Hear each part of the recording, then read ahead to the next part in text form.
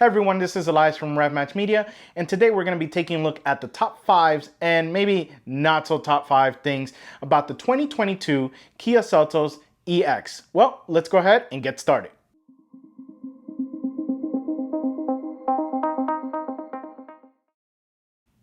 Now, I previously reviewed the Kia Seltos, and you can see my full review in the description below, but I wanted to go ahead and discuss some of the quick things that I've liked and maybe not so much liked of the Kia Seltos. Now, I was a big fan of it back then, and it's been about a year since I've done that review, so I wanted to go over some of those things that, some top 5s and maybe not so top 5 things of it. Now, with this being not the full top of the line model, that's also a great thing because maybe not everyone can afford it, but is it still good to go with a lower trim, or do you really have to shell out a lot of money, which it actually really isn't for the Seltos. So let's get started. Now, I want to first discuss the 5 things that I didn't quite like with the Seltos. The first one is the power. So it did lack a power underneath 2,500 RPMs. So basically from a launch. So from a stop, you accelerate and it was extremely slow at responding to any throttle input. Either turbo lag, because with this being a turbocharged engine, maybe takes a bit for the turbo to spool, but also the traction control may attribute to some of that.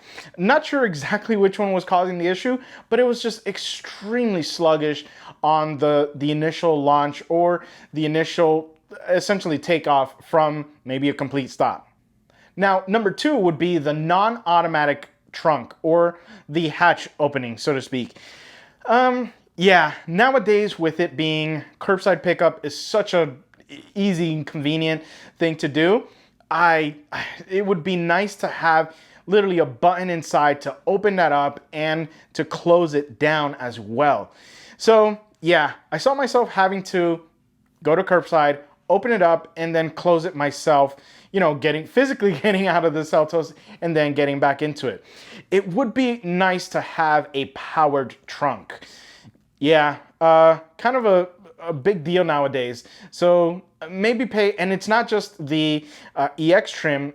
I went back and was wondering, wait, I do remember this being in the top trim, but it actually isn't. So yeah, that was kind of a big letdown, and one of those things that I remembered because the Seltos was pre-pandemic or pre-COVID, and the automatic trunk probably would have gone away. The non-automatic trunk probably would have gone away with, me just kind of brushing it off. But nowadays it's just so important and it's such an easy convenience to have, especially if you're lugging large amount of things and you just need to get that trunk open. Now, speaking about the trunk, the third one also has to do with the trunk. So there is a kind of a space.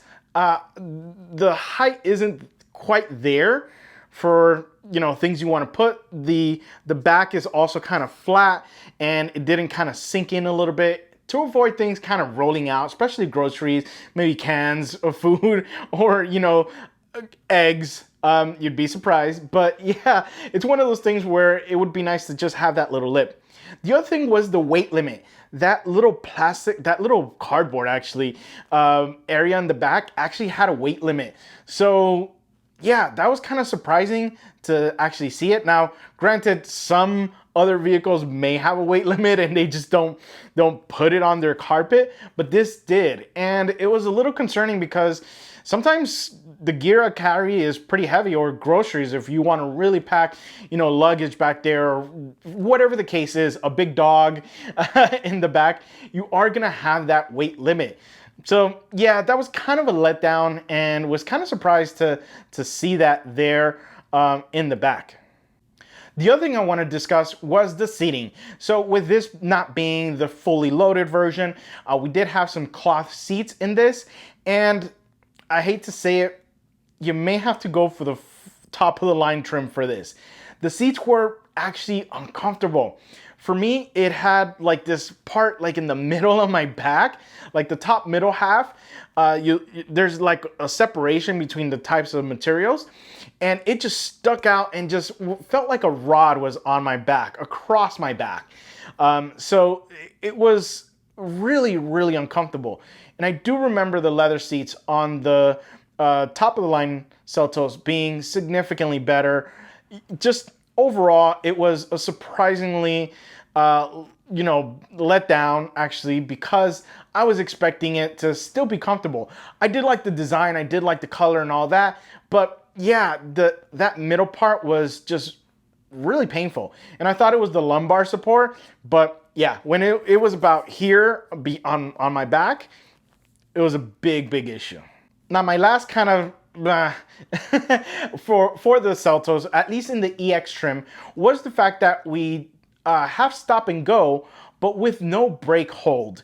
And that's because we don't have an electronic brake in the EX. You do have a, traditional manual brake handle, and that actually kind of suffered in this. I'm all for, having manual e-brakes, which is some fun, but in this, it really suffered because when I was in stop and go traffic and I would stop and the engine goes off, I had to really hold my brake pedal in, because any small or slight varying pressure of you coming off of it immediately turned the car back on, and there go your miles per gallon. So you may not be able to get that, those recommended or those estimated miles per gallon as you would if you had a electronic brake that lets you have the electronic brake hold, and then you can literally let off and the engine still stays off. So yeah, that was kind of one of those things where it's like, that might actually, for me personally, was gonna make or break going from the EX to the higher trim. Now, let's go ahead and discuss the things that I really loved about the Seltos. With this being the EX trim, you don't get the cool design of the headlights from the top of the line model, but honestly, after having the EX trim, I was almost liking this design over the top of the line model. So that was kind of surprising, because I feel like the top of the line should have the better design and things like that. And the visibility was great. The EX trim shined enough light for you to clearly see the road, and even in the darkest, like non-illuminated roads. But it was definitely, I was liking that more, that light design more than the top of line. The other thing I really loved about the EX trim were the wheels. The black wheels look really good. I definitely preferred that design over the top model of the Seltos. So obviously wheels you can always change to something different, but just kind of out of the box, so to speak, or out of the dealership, the EX trim definitely had some nice wheels to it. The third thing I really loved was the interior. The blue was really nice. It was surprisingly nice design color inside, and the speaker design, that was something I loved in the other one.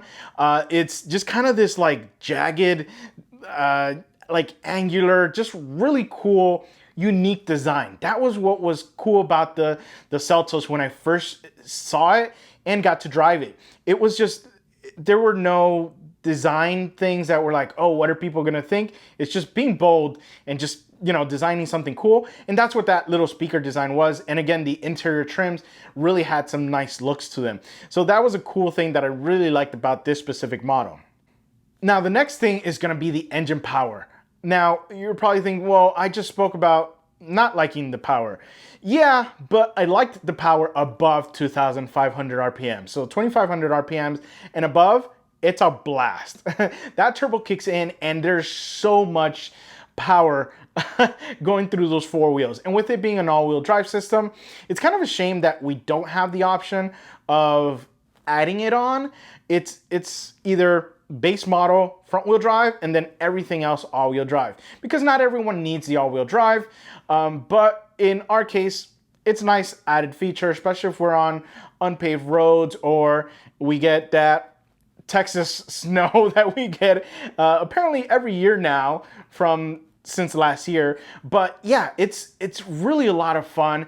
The engine sounds actually really good for a small little four-cylinder. That turbo is really good at delivering some power, but at 2500 and above. But it was just a really, really good package. I loved it.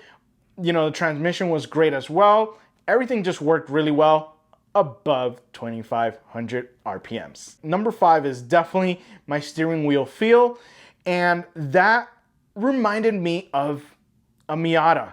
As weird as it sounds, it just, the feel, the feedback that you get from those front wheels, from the suspension, from the tires, you know, everything to that actual wheel was incredible.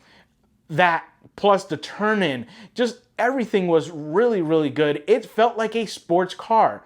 It felt like, gosh, I can only say a Miata because it just had that like smile on your face, like, whoa, this little guy is pretty responsive and just felt really good. That was probably my favorite thing about driving the Seltos. And I do remember it being the same on the top of the line model. So it doesn't mean you're gonna, you know, it doesn't mean if you go high end, you know, you'll only get that in the high end, so to speak. So it does trickle down to the lower trims. So it's definitely a great feeling wheel. Well, guys, I hope you've liked my quick 5 likes and 5 maybe not so much likes of the 2022 Kia Seltos EX. Again, be sure if you want to see the full review of the other Seltos that we drove, it'll be in the link below. And remember, find the right gear. See ya.